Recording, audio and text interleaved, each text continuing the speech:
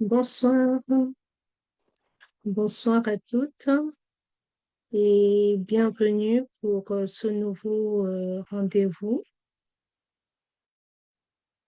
pour cette formation du samedi. Alors aujourd'hui, nous allons avoir comme sujet comment cultiver l'optimisme même dans les moments difficiles. Donc bonsoir à toutes. Je suis vraiment heureuse d'être là ce soir avec vous. Et si je suis ici, ce n'est pas parce que j'ai toujours été optimiste. C'est justement parce que je ne l'ai pas été. Alors, il y a eu des périodes de ma vie où tout me paraissait lourd, hein. Des matins où je me levais déjà fatiguée, des journées où mon regard ne voyait plus que ce qui manquait, ce qui faisait mal, ce qui n'allait pas. Et surtout, cette question silencieuse mais lancinante, à quoi bon espérer encore? Je ne voyais pas de lumière au bout du tunnel, juste une succession de jours à tenir. Et pourtant, au cœur même de cette noirceur, j'ai fait une découverte essentielle, c'est que l'espoir ne disparaît jamais totalement. Il devient juste minuscule, presque invisible. Mais cette petite lumière, pardon, euh, Donc, euh, mais cette petite lumière a suffi à éclairer un pas après l'autre. Et c'est là que j'ai compris que quelque chose de fondamental était l'optimisme. Parce que l'optimisme n'est pas un sourire plaqué, ce n'est pas faire semblant que tout va bien, c'est un choix intérieur, fragile parfois, mais puissant. C'est un choix qui permet de croire que tout n'est pas figé, que quelque chose peut encore évoluer. Et ce soir, j'ai envie de partager cela avec vous, avec le corps ouvert, partager ce qu'est le vrai optimisme. Comment retrouver de l'espérance, même quand tout vacille, et comment bâtir un mindset lumineux, non pas parfait, mais profondément vivant. Alors, en première partie, nous allons voir le vrai optimisme, celui qui n'efface rien. Alors, il faut savoir que l'optimisme est souvent mal compris et parfois il fait même mal. Parce qu'on nous a appris à se dire, sois positive, regarde le bon côté, il y a pire ailleurs. Mais quand on souffre vraiment, ces phrases-là n'aident pas. Elles isolent, elles culpabilisent, elles font taire ce qui a besoin d'être entendu. Ça, c'est le positivisme toxique, celui qui nie la réalité émotionnelle. Le vrai optimisme, lui, commence autrement. Il commence par dire, oui, c'est dur. Oui, tu as le droit d'être fatigué. Oui, ce que tu vis est réel. Et ensuite, seulement, il murmure, et pourtant, ce n'est pas toute l'histoire. Le vrai optimisme, ce n'est pas nier l'ombre, c'est choisir de ne pas s'y enfermer.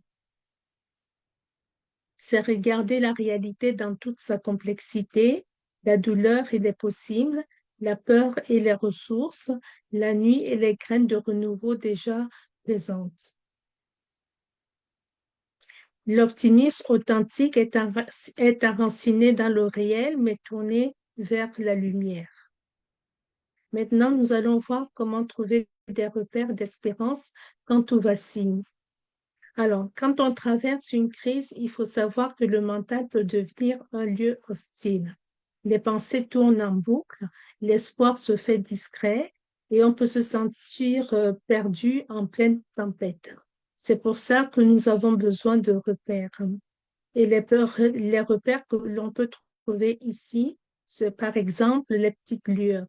Je vous invite à ne plus chercher le grand miracle, mais les micro-lumières. Alors, chaque jour, pose-toi cette question, qu'est-ce qui aujourd'hui m'a apporté un tout petit mieux? Ça peut être un sourire, un rayon de soleil, un mot reçu, un moment de calme. Ce sont des petits signes qui sont comme des cailloux blancs sur le chemin. Ils ne font pas disparaître la nuit, mais ils indiquent que tu avances encore. D'autre part, il y a la mémoire de tes victoires.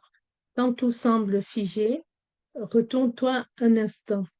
Rappelle-toi ce que tu as déjà traversé, ce que tu pensais impossible à l'époque et ce que tu as pourtant dépassé. Ton passé contient des preuves de ta force, même si aujourd'hui tu doutes. Si tu t'es relevé avant, tu peux apprendre à le refaire autrement. Alors, on peut s'appuyer aussi sur les personnes lumière. On n'est pas fait pour traverser la nuit seul.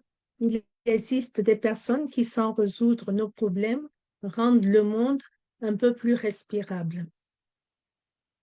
Alors, ça peut être un message, donc une écoute, une présence douce. Quand ta lumière faiblit, accepte de t'appuyer sur celle des autres. Ce n'est pas une faiblesse, c'est un acte de vie. Alors maintenant, nous allons voir comment construire un mindset lumineux jour après jour.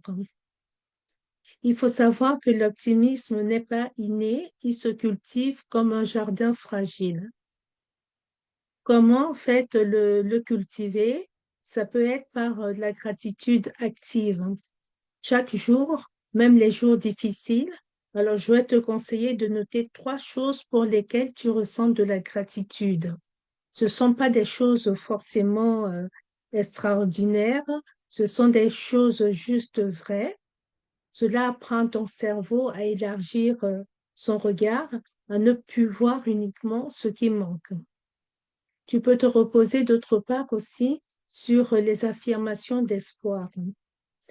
Choisis par exemple une phrase qui te soutient réellement, comme je fais de mon mieux et c'est déjà suffisant. Même lentement, j'avance. Je peux créer du beau, même dans l'imparfait. Répète-la le matin, laisse-la t'accompagner. Les mots que tu dis façonnent ton monde intérieur. On pourra s'appuyer d'autre part sur le filtre lumineux. Alors, qu'est-ce que j'appelle le filtre lumineux? C'est-à-dire que face à une difficulté, demande-toi doucement, y a-t-il, même minuscule, une lumière ici? Alors, ce n'est pas nier la douleur, c'est refuser qu'elle soit la seule vérité. En conclusion, donc, puisqu'on arrive à la fin de cette mini-formation, on va voir ton engagement de joie.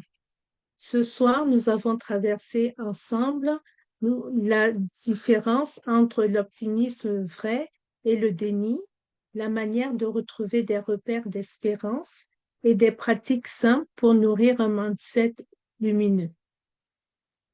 Mais maintenant, je t'invite à quelque chose de très concret. Donc, pose un engagement de joie, petit, réaliste, mais vivant.